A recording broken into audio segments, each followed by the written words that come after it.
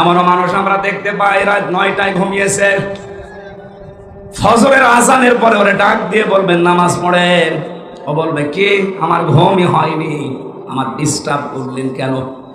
অথচ তার ঘুম হয়ে গেছে প্রায় 8-9 ঘন্টা। আপনার মন মানসিকতায় আল্লাহ পাল্টিয়ে দেবে।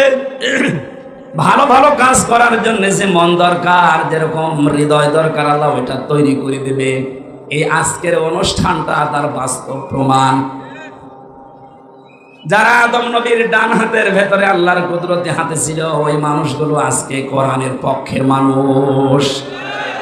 আর যারা ওই দিন আল্লাহর কুদরতি হাতের বাম হাতে ছিল, যারা জাহান্নামী, তারা আজকের এই কোরআনের অনুষ্ঠানের বিরোধী।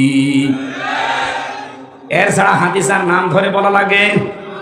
এজন্য আপনি যদি জান্নাতি ওই হাতের ভেতরে থাকতে পারেন, অবশ্যই আপনাকে দিয়ে আল্লাহ ভালো ভালো কাজের আঞ্জাম দেওয়াবে।